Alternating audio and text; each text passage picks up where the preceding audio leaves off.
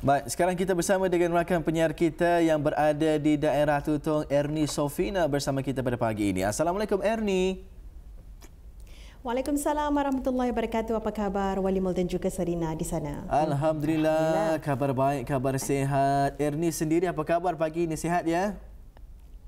Alhamdulillah sihat, baik-baik saja. Cuaca juga cukup cerah pagi ini ya. Alhamdulillah. Alhamdulillah. Baik, ya, kita akan juga terus bersama dengan Ernie ni mengetahui apa antara maklumat semasa info terkini yang dibawakan dari daerah Tutong.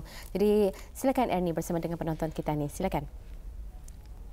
Baik, terima kasih rakan-rakan saya di Bandar Seri Begawan. Bismillahirrahmanirrahim. Assalamualaikum warahmatullahi wabarakatuh dan selamat pagi Auda. Dan saya juga mengharapkan Auda penonton dalam keadaan sihat pagi ini. Semoga apa yang kita ni rancang dan lakukan semoga ianya berjalan dengan lancar dan mendapat keberkatan dari Allah Subhanahu Wa Taala jua ya. Dan seperti biasa, satu bahan visual dan juga maklumat semasa akan kita sampaikan dalam pertemuan kita hari ini.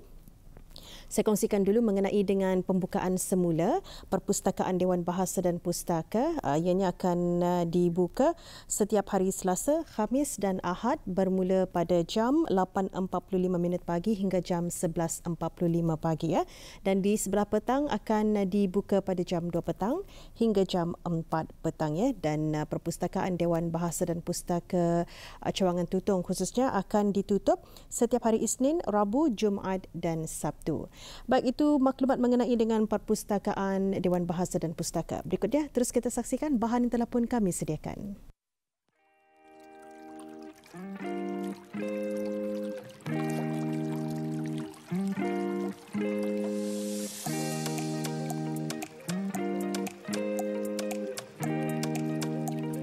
Menyelami kehidupan seorang pembintur memanglah tidak mudah kerana apabila disaksikan, pekerjaan seumpama ini memerlukan minat, kesabaran, kekuatan, semangat dan kecekalan hati. Namun apabila difikirkan sejenak, inilah antara pekerjaan yang sering dilakukan oleh nenek moyang kita dahulu kala, iaitu sebagai seorang nelayan. Generasi kini mungkin kurang mengetahui aktiviti membintur dan pendedahan kali ini akan mengungkap mengenainya.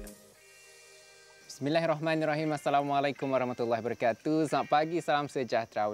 Kali ini bahan yang saya akan bawakan adalah mengenai dengan bintur.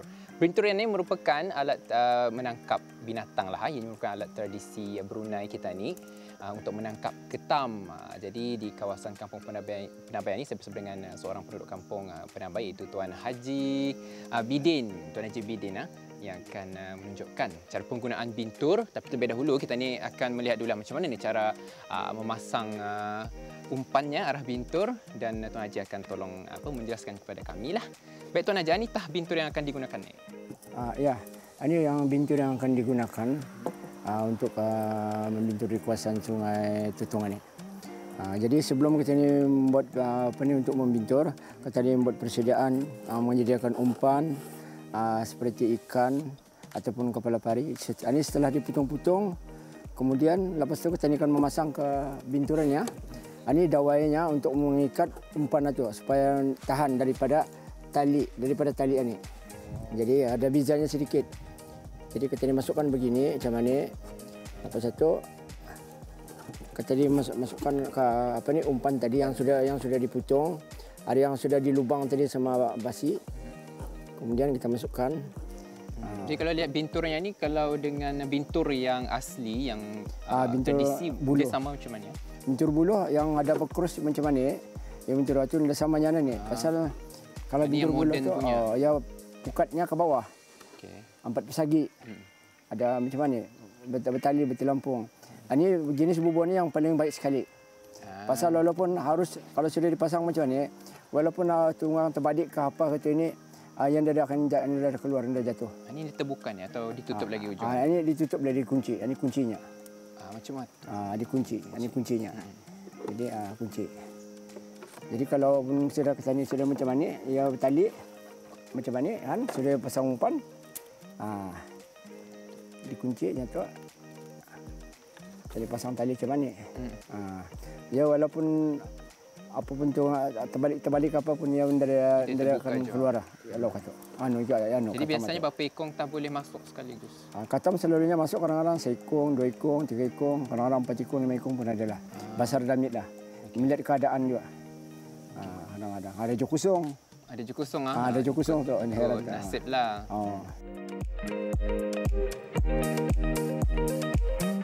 Sudah menjadi rutin harian beliau sebelum melakukan aktiviti membintur ketam.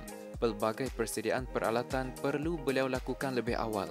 Yang antaranya ialah penyediaan jaket keselamatan yang perlu digunakan, membawa umpan-umpan yang mencukupi, memastikan bintur yang dibawa adalah dalam keadaan yang baik serta jaringnya tidak koyak. Selain itu juga perahu yang digunakan adalah dalam keadaan yang baik dan selamat untuk dinaiki.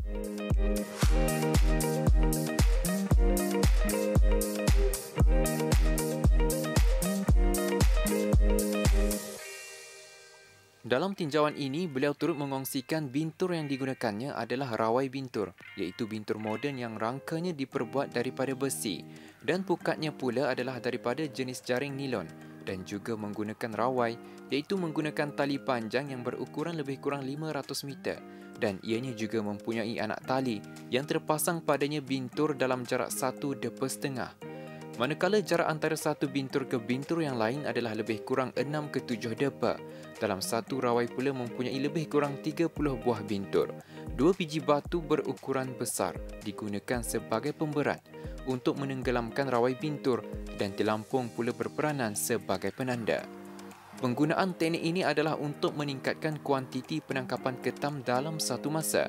Bintur-bintur yang telah pun ditenggelamkan ke dalam sungai perlulah dibiarkan buat seketika waktu yang secara puratannya adalah sekitar 4 ke 5 jam atau lebih. Tetapi bagi penggunaan rawai bintur, ianya boleh dibiarkan seharian sebelum diangkat semula dan kebiasaannya beliau memerlukan masa lebih kurang 2 jam setengah untuk menarik satu labuh. Ketam-ketam yang berjaya ditangkap akan diikat dengan menggunakan tali dengan cara dan teknik ikatan yang betul dan kemudiannya diletak ke dalam bekas yang dibawa. Bagi beliau, dapat menangkap ketam yang banyak adalah merupakan satu kepuasan dan rezeki daripada Allah Subhanahu Wa Taala. Namun jika sebaliknya, ianya tidaklah mematahkan semangat beliau untuk terus membintur kerana selain daripada melakukan aktiviti tersebut, dapatlah juga terus menyusuri laluan perairan Sungai Tutong selain menikmati pemandangan keindahan alam semula jadi di kawasan perairan tersebut yang dapat memberi ketenangan di dalam diri. Alhamdulillah, banyak juga kita berluruh ni Tuan Haji. Katam apa ni Tuan? Alhamdulillah, katam ni katam kaluk ni. Atau dipanggil orang juga katam bakau atau katam nipah. Katam kaluk, katam bakau, katam nipah. Jadi memang sama spesiesnya tu. Yang selalunya katam di kawasan Brunei ini katam kaluk. Katam kaluk. Ini apa ni? Betina, jantan macam mana? Macam migang ni. Yang ini jenis apa ni? Jenis katam apa ni jantan. Jantan. Ataupun katam laki. Katam laki. Ia punya desain macam ni panjang. Oh. Ini katam laki. Kalau katam betina macam mana? Dia punya desain di sini bulat. Bulat. Macam lagi besar katam betina ni dah Kak? Bulat tu di sini. Jadi di sini pun dia ada nanti berrintik. Jadi biasanya berapa ekor tah kita berluruh ni? Selalunya kadang-kadang 200 ekor. Berapa? 200 ekor. 200 ekor sehari? 200 ekor, lebih 200 ekor sehari lah. Kadang-kadang 100 ekor. Ada juga kurang lah dalam 50 ekor. Ada keadaan air lah sehari-sehari. Ada tentu. Kalau yang masa ni berapa ekor ni? Kira-kira? Ini masa ni kurang lebih dalam 30 ekor lah. Dalam 30 ekor. Jadi saya pun melihat tadi masa kita membintur ada beberapa spot kawasan yang kita bintur. Jadi memang itu spot yang paling sesuai kah ataupun membintur ni memang kita ni boleh lakukan di mana saja. Yang penting ya kawasan sungai. Ya, yang penting ya di kawasan sungai atau di pinggir-pinggir sungai atau di tepi-tepi sungai. Kawasan ni selalunya lah macam tu. Dan kebiasaannya kataman kita jual di pasar atau orang bertelefon membali macam mana? Kataman ni ada saya mempunyai pelanggan. Kadang-kadang bertelefon, orang-orang memuking, kadang-kadang restoran-restoran. Itulah yang selalunya orang datang ke rumah sendiri. Jadi setiap hari tah kita ni? Ya. Membintur. Kalau saya ni setiap hari pulang ni, lihat keadaan kesihatan juga kesihatan dan presiden-presiden untuk umpan apa dan sebagainya. Melihat keadaan cuaca, kalau cuacanya sesuai, insya Allah turun juga setiap hari. macam-macam. Jadi rutin lah setiap saya sentiasa jadi rutin. Dan boleh kalau Tuan Haji kongsikan kebiasaannya macam mana ni? Ketam ni akan banyak bila air pasang, air surut? Selalunya ketam ni selalunya kalau air surut datang pasang, dia akan banyak tu.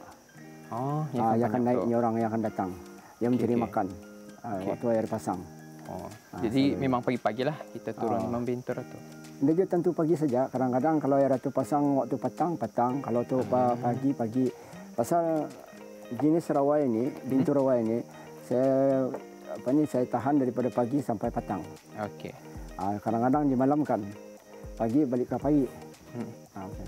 Wah, saya rasa bolehkah kita dibawa ke atas ni, ketam. Kesah. Tidak. Selama berpuluh tahun berpengalaman dalam membintur, beliau mengongsikan antara faktor utama yang perlu dilihat sebelum melakukan aktiviti tersebut adalah keadaan air dan cuaca. Ketam akan banyak ketika air pasang dan ketika waktu hujan. Namun ketika musim kemarau atau panas, kebiasaannya ketam tidak akan begitu banyak di dalam sungai. Kemahiran dan pengalaman beliau menjadikan pekerjaan ini sebagai sumber pendapatan sampingan setelah bersara.